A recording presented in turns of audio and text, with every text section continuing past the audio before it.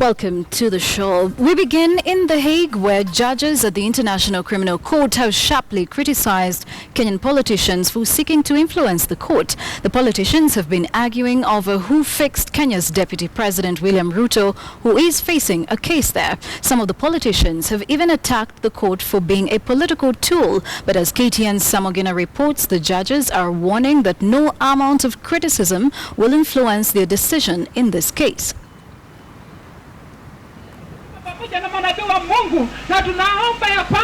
Amid heightened anti-ICC rhetoric, claims of witness protection to fix the deputy president, increased prayer rallies and a petition to audit witnesses, in the famous Waki envelope that was believed to carry the full list of suspects, the ICC theatrics have played out like drama both locally and internationally, and the ICC judges have raised the red flag over the frenzied manner the court has come under a barrage of attacks. Some elements on either side of these divided sentiments have not always shown restraint in their commentary. Even abusive commentaries have been directed at the court, of course in an apparent hope of bullying judges into the groove of these sentiments. The court's presiding judge says the attacks were made to either support a conviction or acquittal, but in the long run end up undermining the work of the judges and the authority of the court. He expressed shock that some of the rhetoric amounted to insults aimed at the court and judges, but warns that the attacks will not bend or influence the court.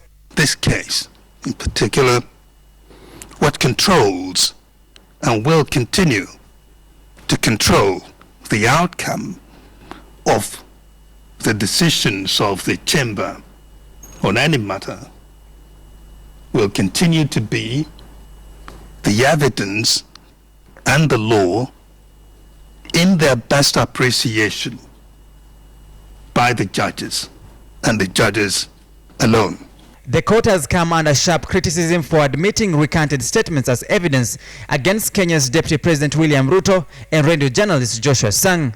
Kenyan MP Moses Kuria kicked off the controversy when he claimed that he took part in recruiting false witnesses to fix the deputy president. Kuria has been questioned by the ICC and enlisted to Sang's defense witness list.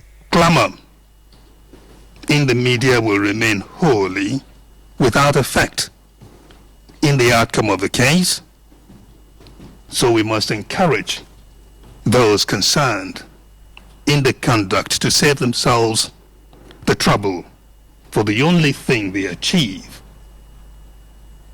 in the clamor is to shore up the imperviousness of the chamber.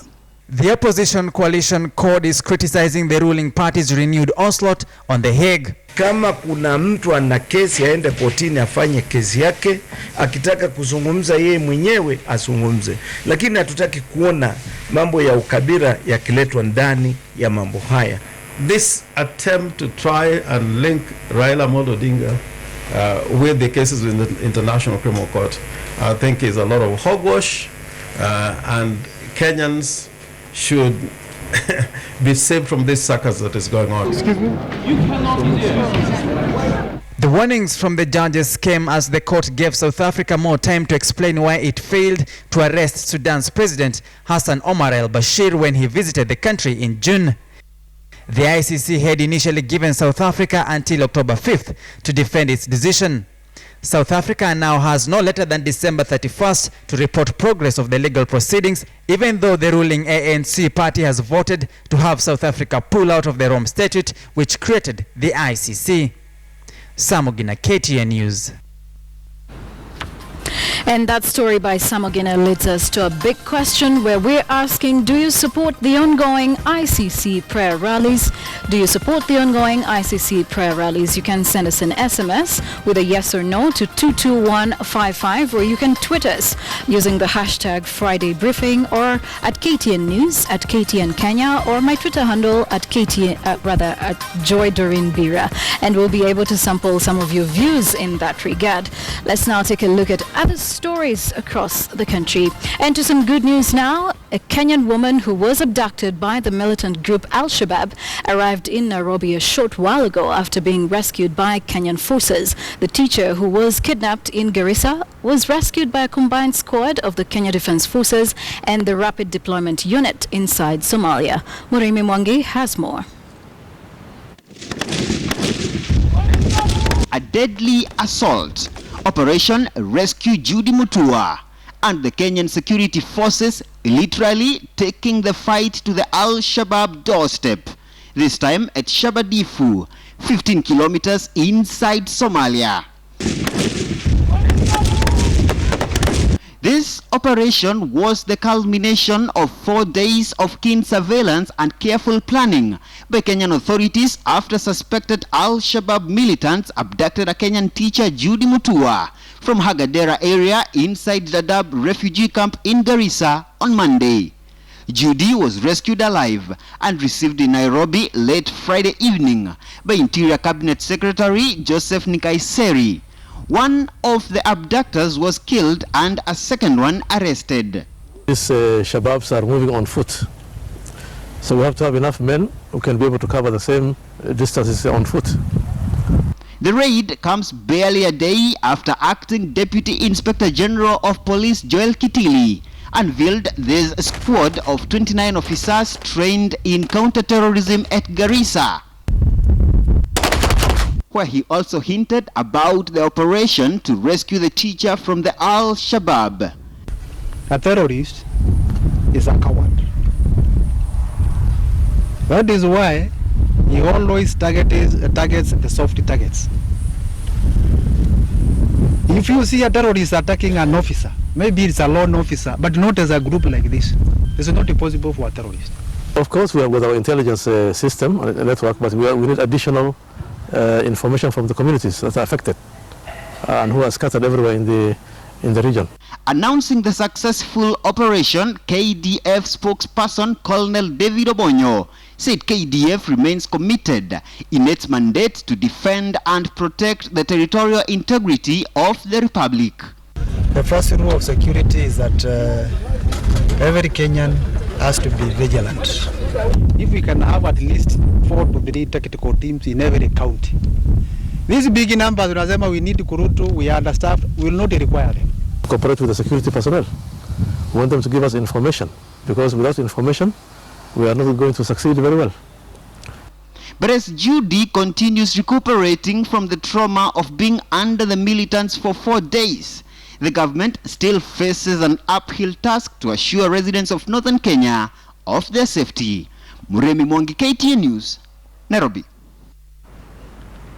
Across the Kenyan borders into Uganda, opposition leader Dr. Kizza Besigye has been finally released after hours in detention. Soon after his release, a defiant Dr. Besigye told reporters that he would continue to defy police who have accused him of staging premature campaigns. The Uganda Electoral Commission says presidential campaigns should only begin in November. KTN's Solomon Seranja reports from the capital, Kampala.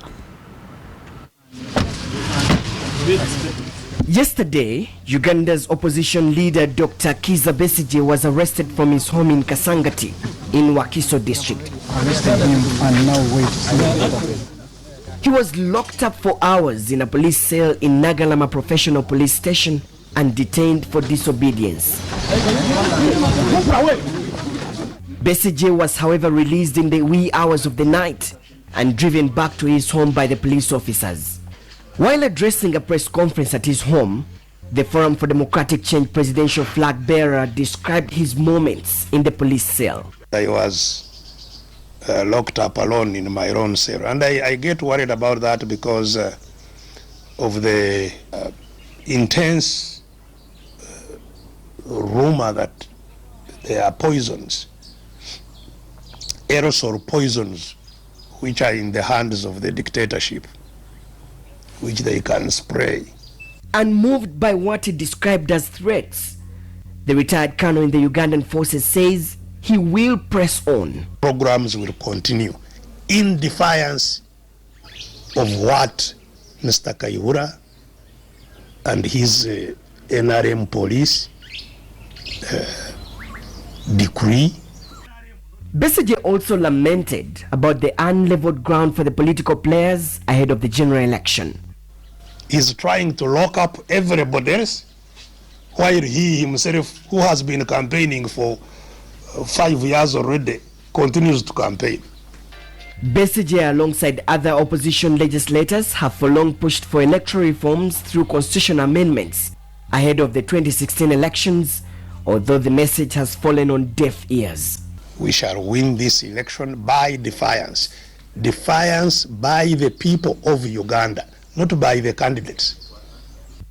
Earlier this week, Police Chief General Kale Kaihura said that he will not allow Besigye to continue with his mobilization exercise until the Electoral Commission's nomination date of 9th November. This is the 4th time the opposition leader is contesting against the incumbent President Yoweri Museveni. He has been 3 times unsuccessful. Battle lines have once again been drawn between the police and opposition leader Dr. Kizza Besigye, who insists that he will defy police orders and continue with his mobilization strategy. Now, political observers say that this plays out well because it gives him political capital ahead of the 2016 general election. Solomon Serwanja, KTN News, Kampala, Uganda. Thanks, Solomon Seranja. Now let's stay in Uganda for a moment, and the government in Uganda has reacted angrily to international reports which accused it of spying on opposition leaders. The deputy government spokesman, retired Colonel Shaban Bantariza, termed the report as baseless and unfounded. The report had been compiled by Privacy International. With a hidden intent to malign the Ugandan government and its security agencies, as Operation Fungua Macho is unknown to us. Certainly, we have means which include equipment to monitor those who would like to endanger Ugandan security. But those who engage in endangering Ugandan security are not necessarily political actors. I know that all my gadgets are bagged. My own phone, even when I'm talking, you can hear all kinds of interferences in them. And here in Kenya, the controversy is about that draconian bill that was passed by the National Assembly 2 days ago. Pressure continues to mount on the legislators to withdraw the offensive clauses altogether. KTN's Patrick Amimo has the details. Will as many members as of that opinion say aye? Aye. Will as many members as of a contrary opinion say nay? Nay. The nays have it. After a countrywide uproar, the National Assembly appeared to be backing down on the draconian law it passed on Wednesday. Many Kenyans are not resting easy just yet. The Kenyan chapter of Transparency International now says the contentious bill, if enacted into law, would threaten Kenya's march towards transparency and accountability in the management of public affairs. It is also suspicious that the National Assembly has passed this bill against the backdrop of reports of impropriety by members of the same House. Parliament should deal with these integrity issues other than seek to gag the media and silence the public who speak out against these issues. Eldoret Diocese Catholic Bishop Cornelius Korir, on his part, asked members of the National Assembly to focus on laws that will improve the lives of Kenyans and leave the media to exercise its watchdog role. So they have to be criticized as leaders. How do we live without criticism?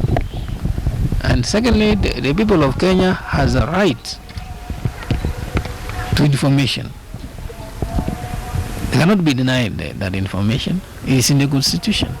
Members of the Senate, speaking from Nairobi and Mombasa, have castigated their counterparts in the National Assembly for attempting to reduce the democratic space that Kenyans currently enjoy. I have absolutely no doubt in my mind that when that bill comes to the Senate, it will meet its Waterloo. Because I don't know of any senator who is keen on trying to claw back the benefits that Kenyans have achieved, or even trying to undermine the freedom of the media.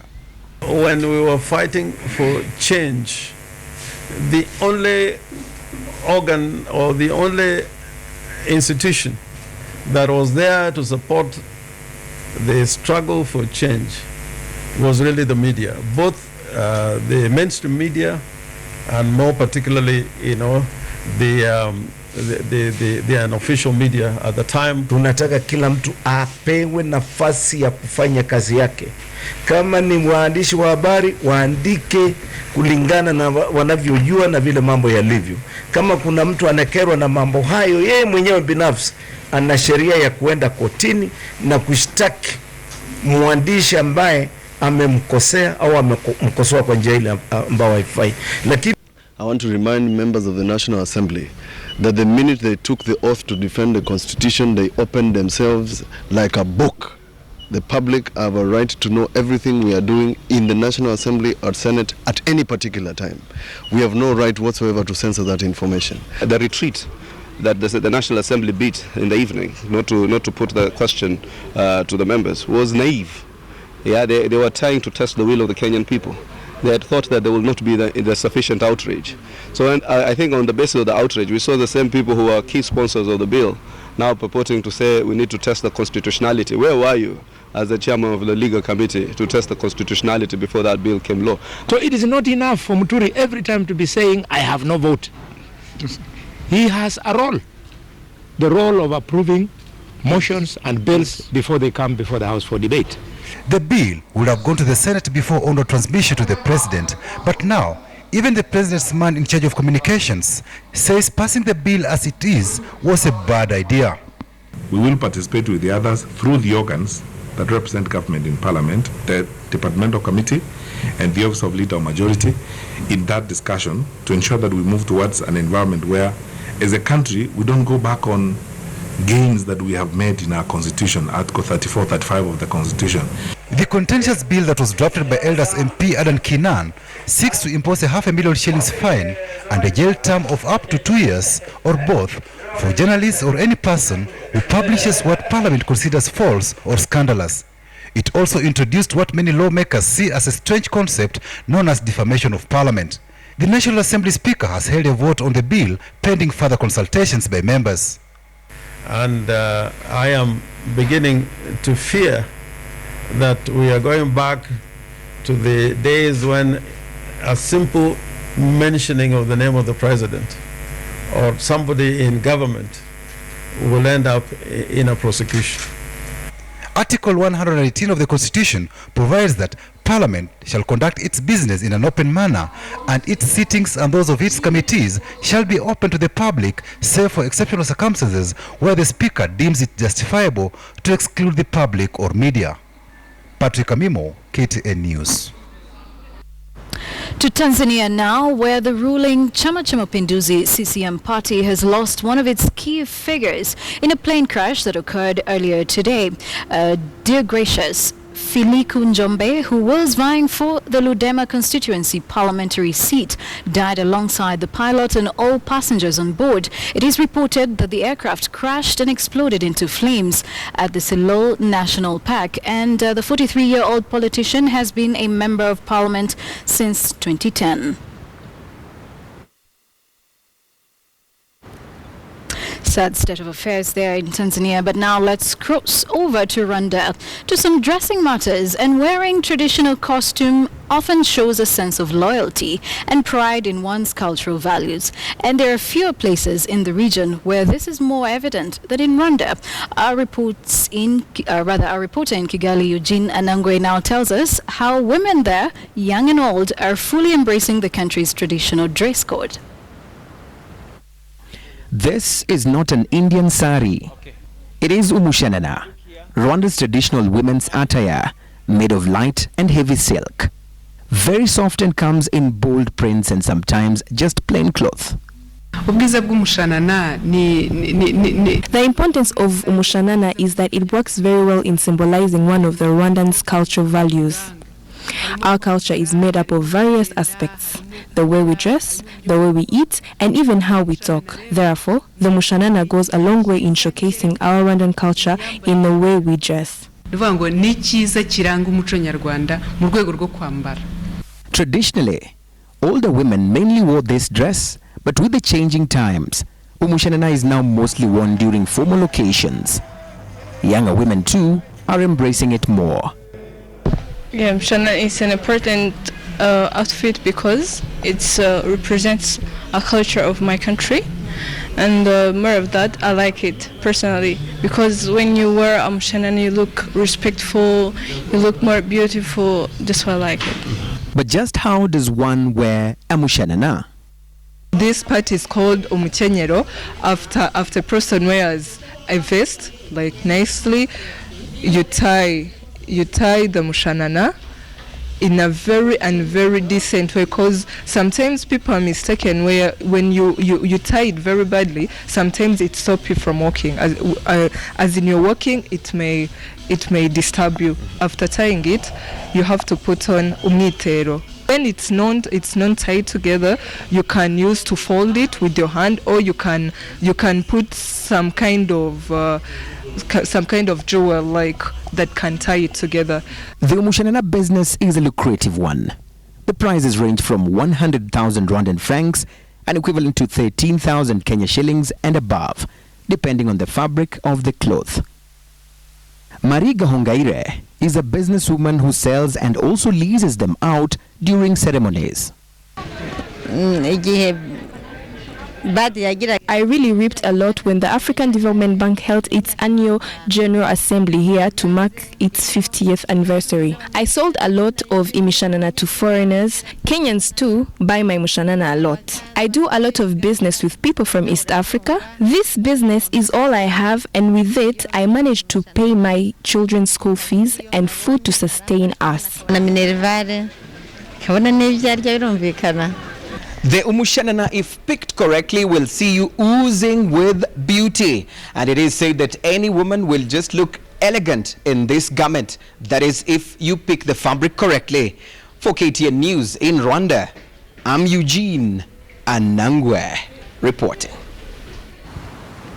Eugene Anangwe's story there. Now we have a stylist, one of the seasoned stylists we have in Kenya and across the East African region. She's got experience from Europe and also on the African continent. Wanja Naitan, thank you so much for joining us. Thank you. So I know there are countries like Ghana where every Friday everybody goes traditional. Mm-hmm. We all go African and people dress African all the way on Fridays. But what do you think of going traditional on the African continent, knowing that we have also the corporates who work Monday to Friday?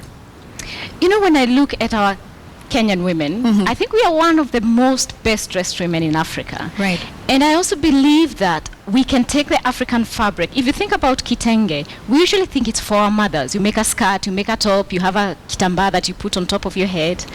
But you can fuse it and make it your own. What is to stop you from actually using just a piece of that fabric, fuse it with something like silk, fuse it with something else like a white fabric, and make it your very own? And look at what is in the catwalks. You know, if it is a cape, you can make a cape out of African fabric.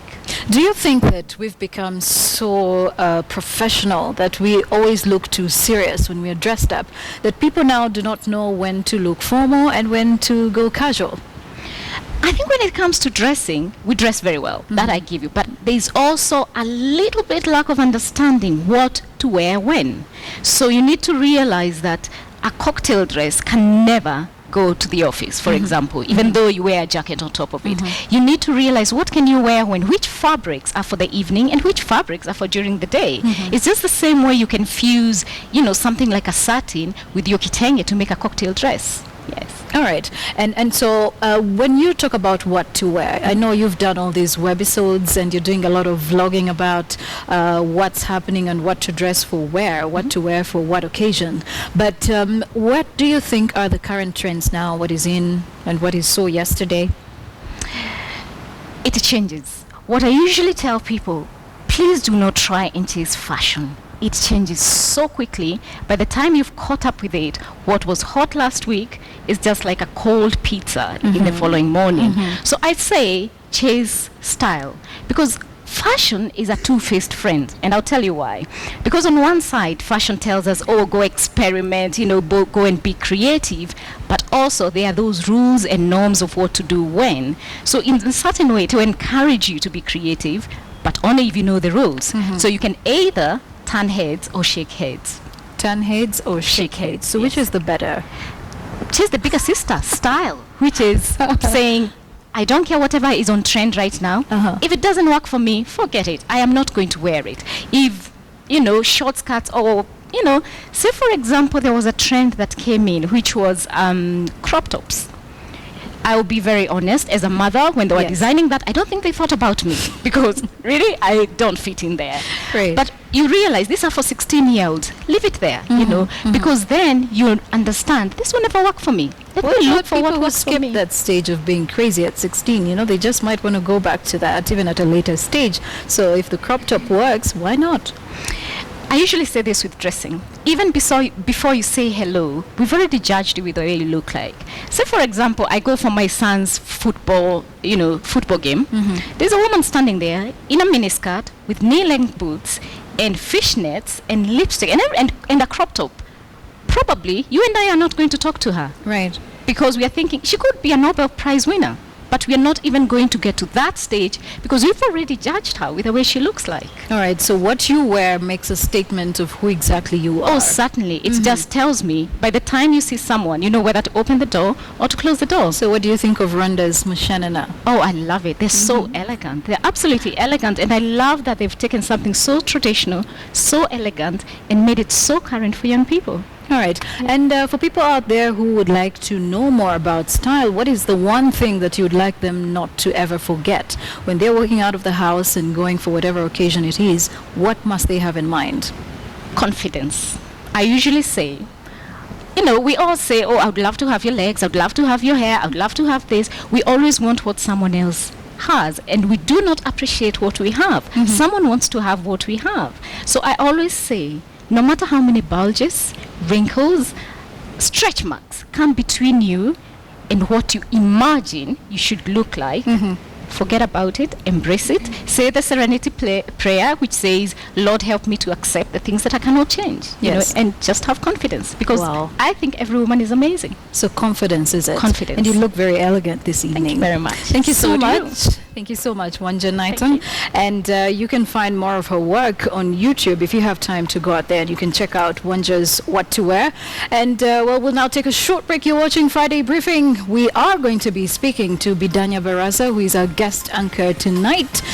She's also the managing director for Top Image Africa, but also a cancer survivor. She battled with colon cancer, and she's going to be telling us how she went through that phase, knowing that it is Cancer Month, the month of October. Do stay with us.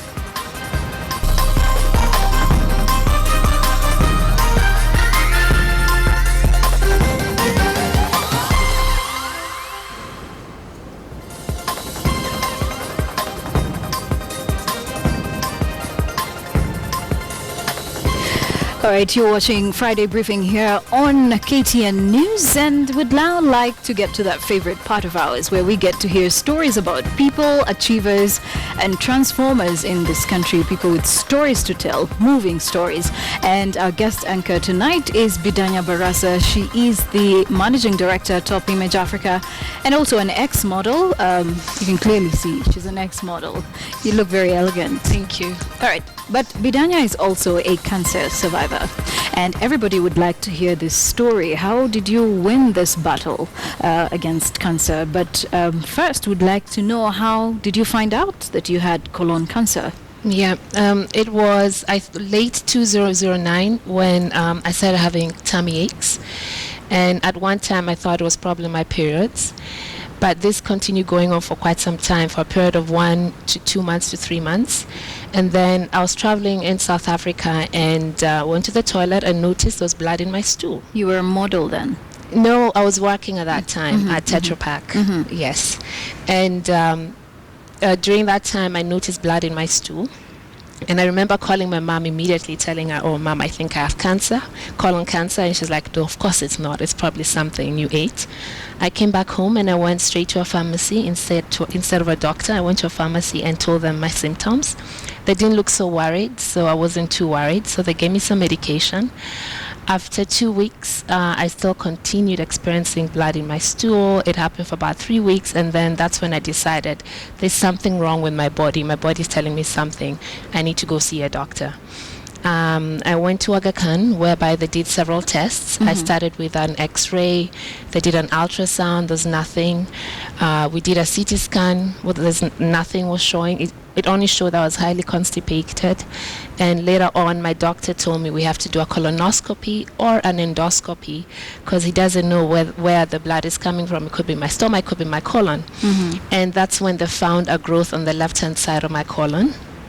That was in December 2009, and they had to go on a break. It's Christmas, and they told me, oh, we have to go and stage it. Usually with all cancers, you have to stage it so you can know the next course of treatment. And it was in the 3rd of January 2010 when I went back to the doctor, and the doctor confirmed I had colon cancer stage 2. And my next question was, okay, what needs to be done? Because for me, I wanted it out. I needed to sort it out. And he told me I first have to do surgery and maybe chemotherapy. I was okay with that on the 5th of January, a day after. I had surgery, an open surgery, where they removed about 4.5 inches of my colon. And I was in hospital for about 10 days. I do not like hospitals. It was one of my first time I spent in hospital. And just before leaving the hospital, my oncologist comes and gives me the news that I have to do chemotherapy. I was not happy with that because in my mind I thought stage 2 was done and over. You do the surgery and you move on. Yes. But my oncologist told me that it's good to have chemotherapy because you never know. It's good to kill all the bad cells or the cancer cells.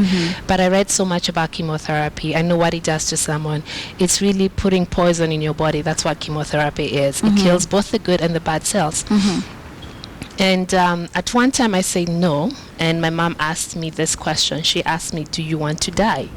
And I told her, of course not. Who wants to die? And that's when it came to the realization I have to do chemotherapy.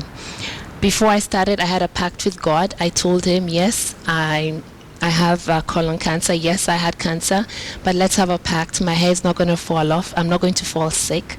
I won't be bedridden. I'll still go to work. I'll still get to travel. I'll still go dancing and eating out with my friends. And basically, that's what happened. I did 12 sessions of chemotherapy. That was 8 months. Whoa. I finished on October 11th of 2010. So that October is such a special month for me because it's my birthday today and it's also 5 years being cancer free. And chemotherapy is the worst thing that can ever happen to anyone because it really just puts you to bed. I was in bed for about 3 days, 4 days. Then after every 3 weeks, I'd go for my chemo. And I used to call it my cocktail. I had to use a fancy word for it. To encourage you to go for it. Exactly. All right. But during that time, I knew it wasn't going to be permanent. I knew it's a phase I had to go through. There's a reason why I'm going through this. And I kept on counting every time my sessions would go down. I would be counting, and me and my family and friends. But it was an experience. It was an experience indeed. And so you've been cancer free for 5 years. Yes. But tell us, a lot of people don't really take certain signs very serious. And it's until probably it gets to that stage 4. That's when now they say, okay, I think something is really wrong with me now. What would you say to people who really don't like to go for checkups when even they can see the signs that, look, this could be something serious? Cancer is not a death sentence. I do understand someone being scared that they have cancer or being told the news that they have cancer. That's the worst news anyone can ever hear. But with cancer, you can prevent cancer, number one, and it's not a death sentence anymore. If you catch it early, you can treat it. I'm here 5 years later, and I plan to be here 40 more years later talking about my story. But the good thing is, it can be, when caught early, it's curable. And when you go for this test, there are very many simple tests that you can do. It's first you start with a blood test. And with a blood test, you're able to see, for example, I had to do a blood test before everything else. And they call them markers. it's a chemo markers whereby they can tell whether there's something wrong with your body. Because for me, I was at about 14% in terms of my colon colon marker. I'm not very clear with how you can say it. But there's a way doctors can tell through blood tests, and blood tests are very easy. They're very simple. All you have to do is after every 1 year go for a blood test. And if you're having recurring problems, it could be a headache, it could be a tummy ache, it could be even your bones or your legs aching, anything, then go see a doctor. Most of us self-medicating, that's the worst thing you can ever do. All right, so it's Cancer Awareness Month, which is October, and 5 years cancer-free. There's something that I would like you to do before we can even continue the discussion, because we're going to have you here until the end of the bulletin. We always ask our guest anchors to also sit behind that table over there, and let's see if you can actually do what we always do here on a regular basis. So come with me, and let's take a look at some of the other stories making headlines across Kenya and beyond. And you're going to sit here. So that right there is the camera you're going to be using. Okay. This back. Have a seat. Are you comfortable? Yes. All right. I should have brought my glasses. Are you going to be able to see that far? Yes. Okay. All right. If you cannot be able to see very clearly, you have backup right here. So this is the story. Can I read from here, or I have to read from there? You can read from there. If that fails, you can have your backup over there. Okay. So introduce yourself, and yeah, just the way we do it, it's time for you to shine. Okay. Yeah. So my name is Bidanya Barasa. Welcome to KTN. Life behind bars is not many times. Many times disabled people are shunned away by their families and live their lives in seclusion. Now imagine what would happen when two disabled people fall in love and get married. Fatma Pole visited a 50-year-old woman. All right. I think we're just going to have to take it from... I'm going to stop you right there. Okay. Take the story on the auto cue so you don't get confused. So I'm going to ask the person doing that to go according to her pace. Okay, good. So let's do this again. Okay. Short-sightedness, but it's fine. Okay, life behind bars is not an easy one. And for those with young families, okay, I can see that. I can't see that far, sorry. So should I start from here? Yes, you can. You can, apologies. Let's see. Right here, well, what do we say? All right, try to read this one and see if we can hack it. Against odds. Against all odds. Okay. Read that one. Against all odds. Many times, disabled people are shunned away by their families and live their lives in seclusion. Now imagine what would happen when two disabled people fall in love and get married. Fatma Pole visited a 50-year-old woman in Nandi County who is living with disabilities and has experienced the challenges and discrimination after getting married to a disabled man. All right. But despite it all, she has defied all odds and turned her life around. All right, so now I understand. You need your specs, right? Yes, I need my should have given you glasses. these and so you can see if you can read right. But let's take that story. Life behind bars is not an easy one. And for those with young families, the seclusion from the outside world is even more daunting. But at a famous women's prison here in Nairobi, a new policy is on the horizon. That should see a new shape in the way families visit their loved ones inside prison walls. KTN's Timothy Otieno has that story.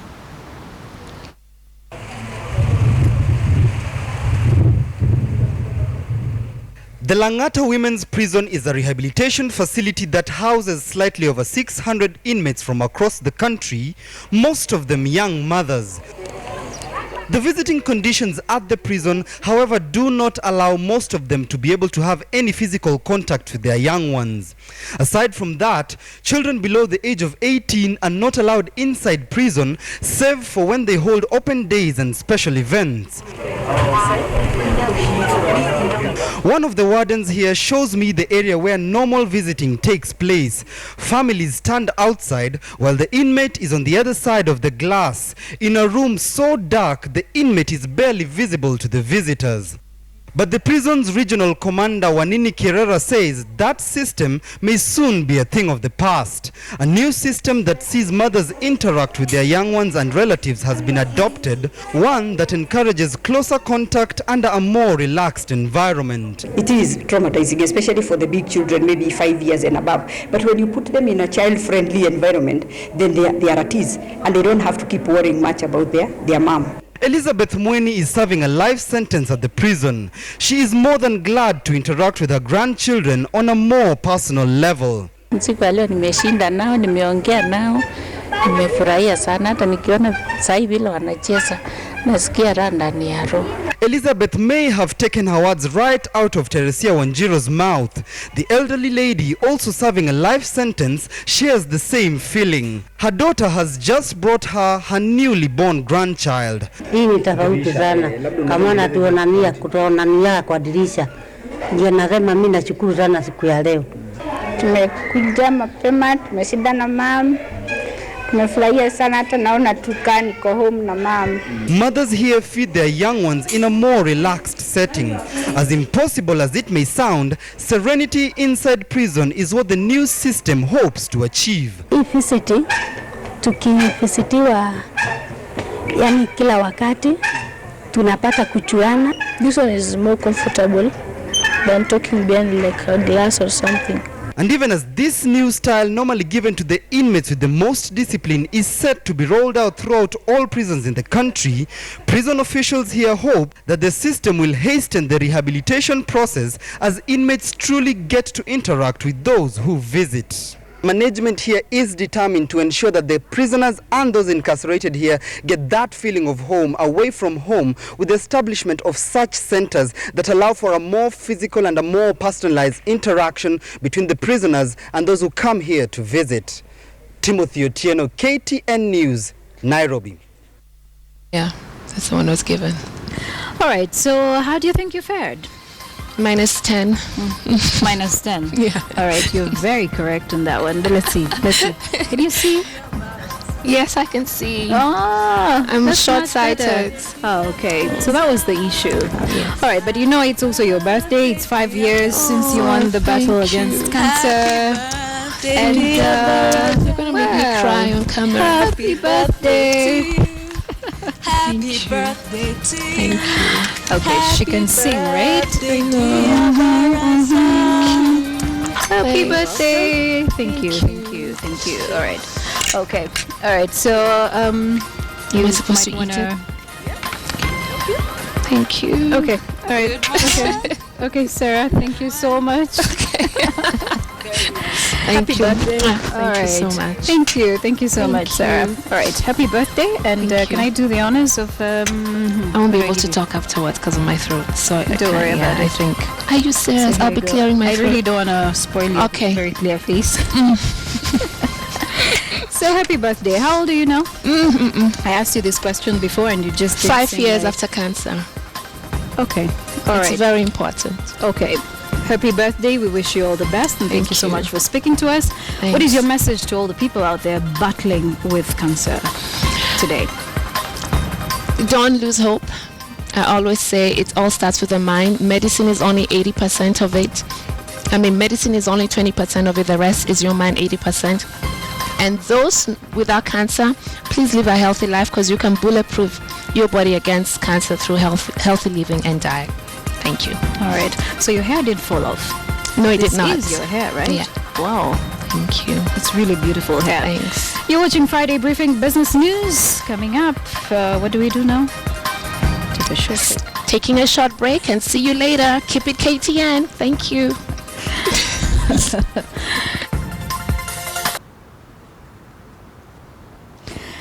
Time for business now. Despite the headwinds that the country has been facing in recent months, the International Monetary Fund says Kenya's growth prospects are still attainable. IMF's Deputy Head of Africa, Roger Nord, spoke to KTN's Abi Agena on what it will take to transform Kenya's economy.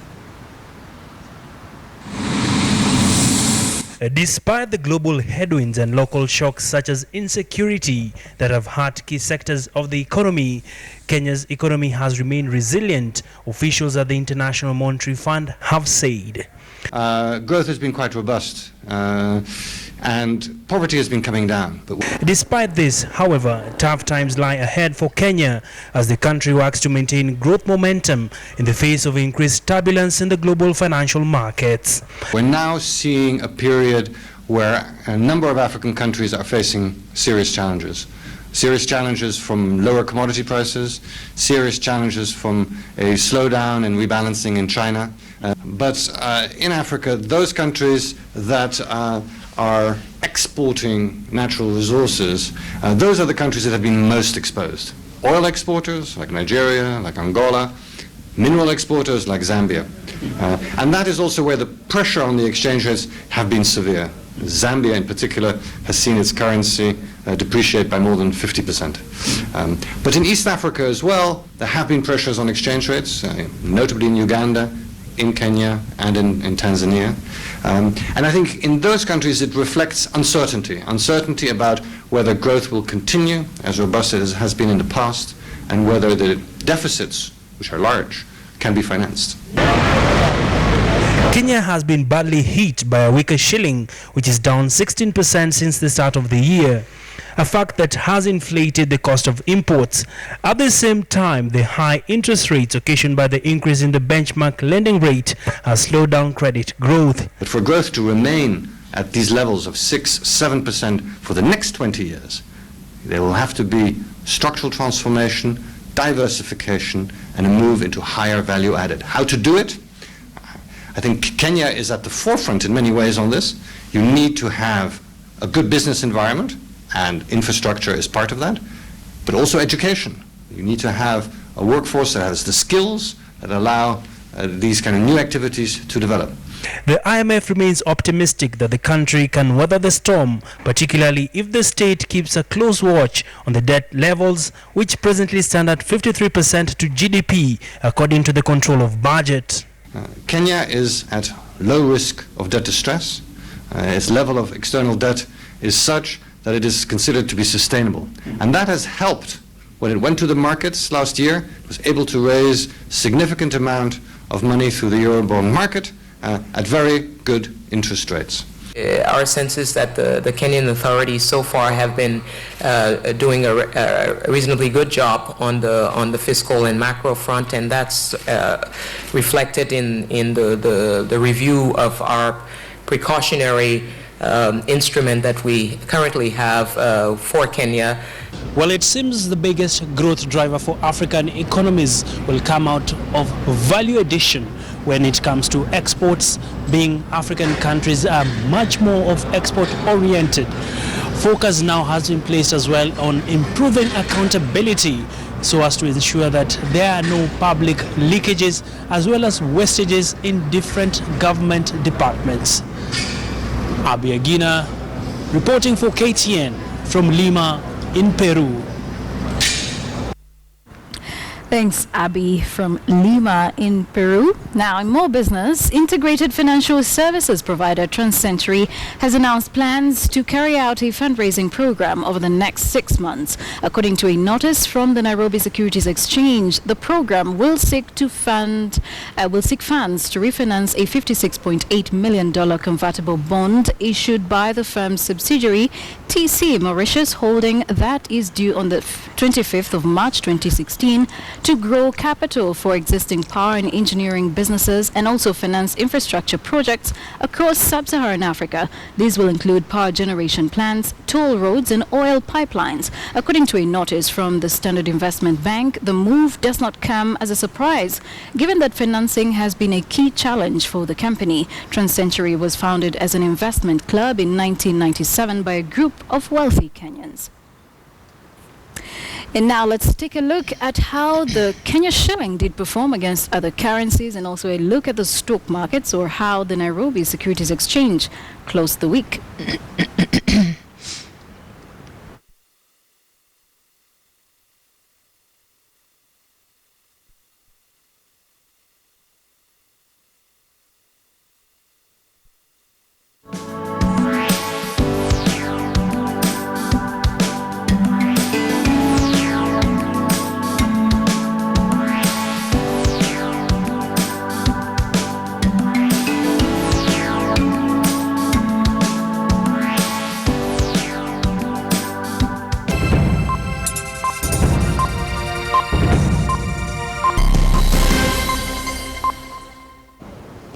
And it's time for Mind Your Language, where we speak to the word master himself, Willis Ochieng One. That's his Twitter handle.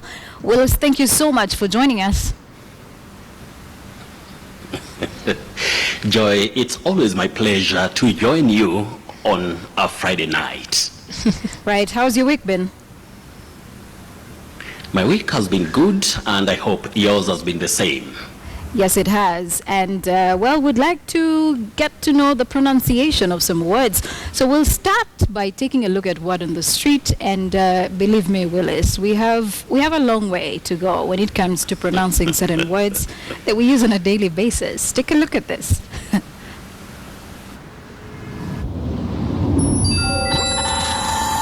Fuetas. Fuetas. Foetas. Foetas. Foetas. Fetas. Fetas. Fetas. Fetas. Fetas. Foetas. Foetas. Fetas. It is fetus. Foetus. Foetus. Foetus. Fetus. Fetus. Fritters. Fritters. Fetus. Fetus. Fetus. Fetus. Fuedas. Fuedas. Fuedas. Willis, is it fetus? Fetus? What exactly is the pronunciation of that word, Willis? My humble but tough cameraman tonight, Dan Odhiambo, is almost having his ribs being replaced with laughter. But, I've always said that these errors can come from anybody at any given time. Some words are tricky, but there are people who have gotten it right or who have, pronounced it well. We say fee, fetus, fetus, not foetus, foetus, foetus, and all that. The word is fetus, just like we say phoenix, phoenix, not phoenix. All right, well, thanks a lot, Willis, for letting us in on the right pronunciation of fetus, and it's not fetus. All right, let's now move on. Is it chronometer, chronometer? What exactly is the pronunciation? What we say is meter, meter, chronometer, chronometer, not chronometer, the way many people say it locally. Just like we talk of diameter, not diameter, perimeter, not perimeter. Right. All right, let's move on now to the next one. Is it souvenir, souvenir, souvenir? What is the pronunciation? We say souvenir, souvenir. So you have at the terminal part, that is the final syllable, you have a primary stress. You say souvenir. Yes. Souvenir. Yes. All right. Let's move on now and look at the next one, which is it caucus? Is it carcass? What is it? With a C-A-U-C-U-S. Are you talking about C-A-U-C-U-S? Yes. Okay, that one was again asked by that fan of Mind Your Language, Michael Opere of Mbale, and that word should be caucus, caucus. So Michael Opere should know it's caucus. We should avoid caucus. Caucus. All right, it's not caucus, it's caucus. Yes. And there is another word that is always mispronounced by a good number of us. Is it espionage? Espionage? Espionage? Yeah, what is it? The terminal sounding is nage, nage, not nage, not nudge. You say nage, not nage, not nudge. So the correct or acceptable pronunciation of that word is espionage. Espionage. Got it, Willis. It's espionage. There you are. Now, is it penalize, penalize, penalize?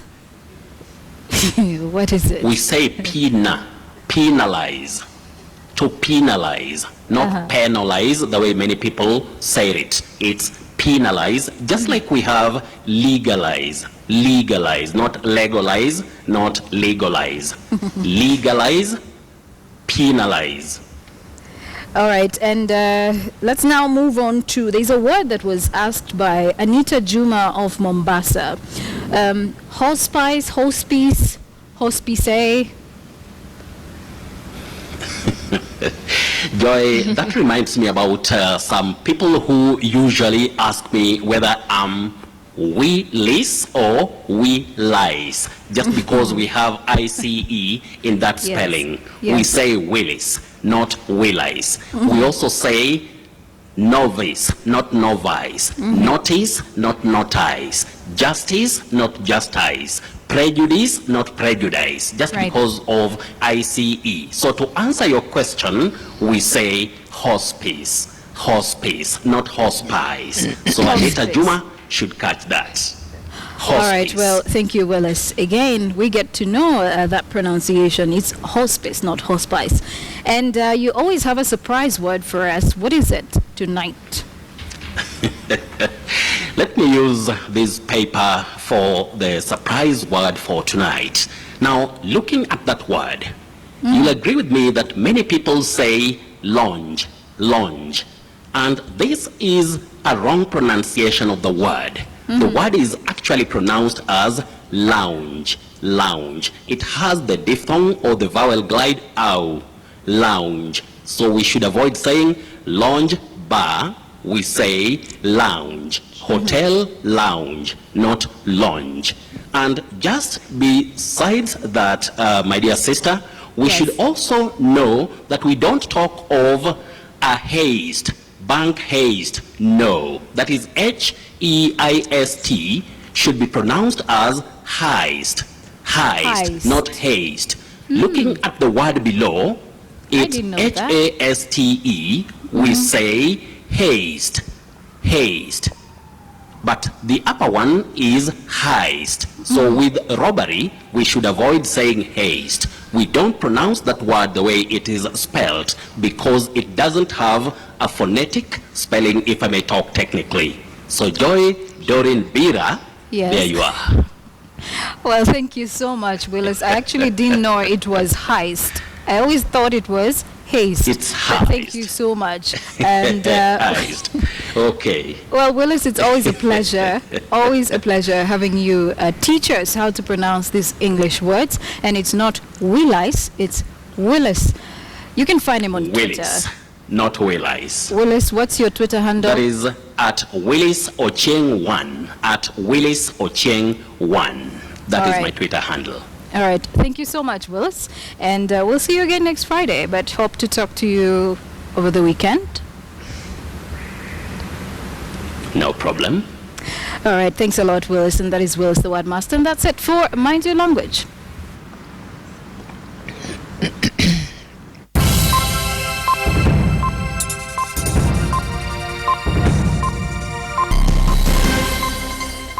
We do have them here at KTN, where the Sports Cabinet Secretary, Dr. Hassan Wario, has appalled with the national teams how it is handled.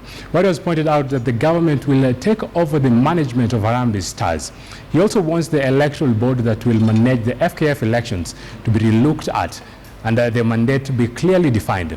Wario was speaking at the Football Stakeholders Forum that brought together some of the candidates vying for the forthcoming elections. With the Football Kenya Federation elections just around the corner, football stakeholders converge at Kasarani Stadium with a view to work on the modalities of the election. The government has taken issues with the composition of the FKF Electoral Board, and Sports Cabinet Secretary Hassan Wario says the government has the final say on the matter. I'm going to write to them straight away, call them for a meeting, look at the constitution, understand how they were made up, and also see and ask what they have done so far. Are they in charge? Who's in charge? Is the election seen to be fair or not fair?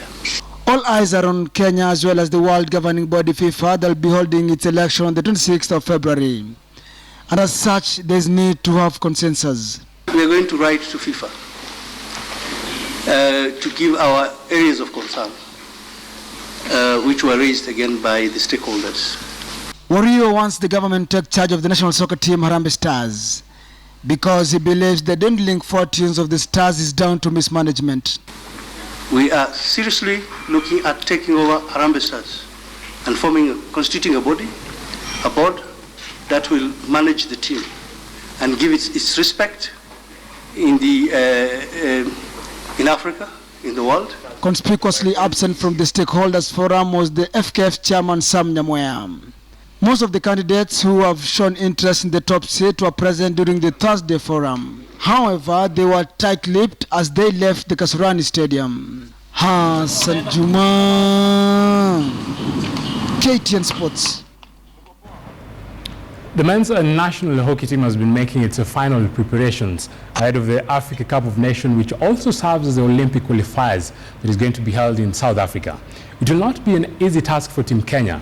With the boost by Chase Bank side, the tactician Meshach Senge says that they want to star in South Africa. It is barely a week before the national hockey teams depart for the African Championships in South Africa. The men's team is making final touches at the City Park Stadium, where they have been camping for 3 months now. It has been 27 years since the team last participated in the Olympics, but head coach Meshach Senge is optimistic the long wait is about to end.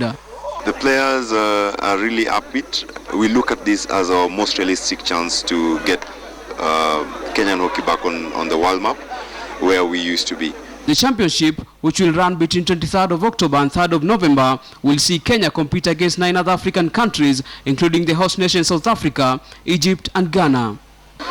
The last time Kenya participated in the Olympics was in 1988 in Seoul, South Korea. In that tournament, Kenya finished bottom of Pool A without a single point. We have a saying, we are saying Rio or bust, because we are saying if this team, this particular group doesn't make it now, they've come up the ranks. Most of them have been together since the under 16, under 18, and they gel well together. So we are saying that this is the time they can make it. The champion of the tournament qualifies for the 2016 Summer Olympics in Rio, Brazil, while the second place country will participate in the Commonwealth Games in Australia. The team also received training t-shirts, travelers cards and other tokens from Chase Bank. We are still actually talking to the ministry. They are indicating to us that although they have approved our budget, they have no money. Both teams are expected to depart on Wednesday next week. Abdullah Ahmed, KTN Sports. To matters rugby now, where the 34th edition of the Impala Floodlight Tournament is set to kick off this Saturday at the Impala Club. Teams are looking to test their combination of new players and ahead of the 2015-2016 Kenya Cup League that is going to kick off on 21st of November. It will, however, not be an easy task for KCB, who are eager to defend their title. It is all guns blazing as this year's Impala Floodlight Rugby Tournament kicks off in earnest this Saturday, with clubs, universities and school competitions. Last year's title was bagged by bigwigs KCB, who will be going for an unprecedented third straight Impala Floodlight title, starting their title defense with a day's top bill quarterfinals clash against Mwamba RFC at 7 p.m. The winner of this encounter will meet the winner of the Menengai Cream Homeboys versus Total Nondi's tie, a match that will kick off at 2 p.m. at the Impala Floodlights grounds. The host Resolution Impala Saracens play Kenya Harlequins in the latest installment of the Ngongred Derby at 3:20 p.m. and at 5:20 p.m. the same venue, Top Fry Nakuru will be up against Pan-African Strathmore Leos. The tournament will be played on 3 consecutive weekends, which is the 17th, 24th and 31st October, and only features the top 8 Kenya Cup sides. In last year's edition, Alan Omuka was named the most valuable player, while Peter Karia emerged as the top try scorer, as well as the most promising player. The government has given Football Kenya an ultimatum of 60 days to which that they should comply with the Sports Act or face registration. It is not the first time, however, that Warrior is giving this pronouncement, and all eyes will be to the ministry to see whether they will really crack the whip. And here, which is the third point, all federations must comply with the law of the country. must comply with the Sports Act. And if you think we're joking, we will deregister you. So, FKF had 60 days to comply. If they pass that deadline, the law will take its action. Warnings, and more warnings from the minister. I hope that this time round you'll actually follow up with some actions to it. Moving on. Boxing hero Manny Pacquiao announced that he would likely retire next year after one last fight so as to focus on his career in politics, hopefully as a senator. The born-again Christian winner of an unprecedented 8 world titles in as many weight divisions and at times touted as the future president of the Philippines said that he has taken his career advice from God. Pacquiao turned professional when he was 16 years old and has won 57 fights, including 38 knockouts, while losing 6, 3 of them being knockouts. 2 ended in a draw. Pacquiao congressman since the 2010 announced this week that his bid for senator seat in the national elections, which is going to be held in May next year.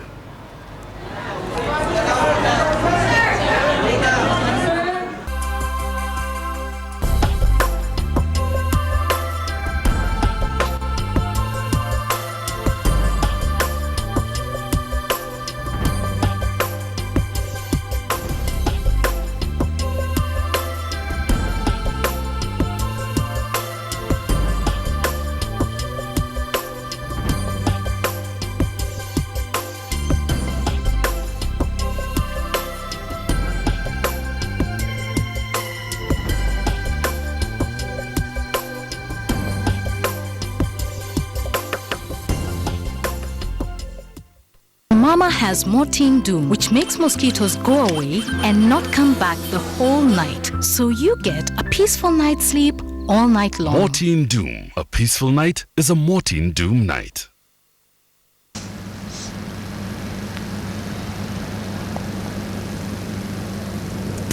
And on Friday briefing tonight, we asked whether or not you support the ongoing ICC prayer rallies. Let's take a look at what some of you had to say. And Mwinzi Joseph is saying, let the prayer rallies go on. Only God knows the answer. And Atieno Okeo, you're saying utterances made during those political rallies are creating unnecessary tension on the ground. Politicians don't care. And a final one here from Alvin. He's saying, of course not. It's so insensitive praying for suspects while victims still live in camps. God doesn't listen to pastors for hire. That is some of your feedback. And Asha Fox is saying, I think it's an insult to the victims. Well, there you go. Those are some of your responses in regard to a big question.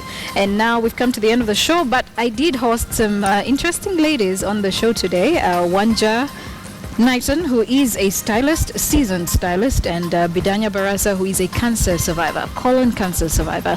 And so the question is, when people are going through chemotherapy, is there anything they can do or anything they can wear to make them feel better about their current situation? I always say clothes play such a deep psychology to us, because once you feel dressed nicely, people compliment you, it immediately lifts your spirit. So I would say, if you're feeling down, dress your best that day. Dress your best that day. All right, Bidanya, now you're going to wind up the show for us. And what do you want to let people know out there about cancer? Is there issues that you need to point out very briefly as we wind up? Cancer is a disease of the immunity, and we can prevent cancer with what we do, how we eat, and just changing our lifestyle by hydrating more, oxygenating more, saying no to sugar, try to reduce your sugar intake. Nyama choma is not the best, and you can read more about that. But I believe we can be a cancer-free nation, a cancer-free Kenya through healthy living and dieting. I do a lot of juicing, and I believe that's one thing that has really made me stay cancer-free for 5 years, for more than 5 years. 5 years. Yes. All right. Well, thank you so much. Very inspiring story you've given us today.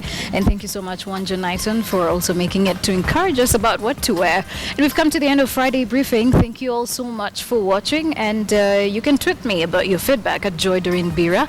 And thanks to the team behind the cameras who made the show happen. God bless you all.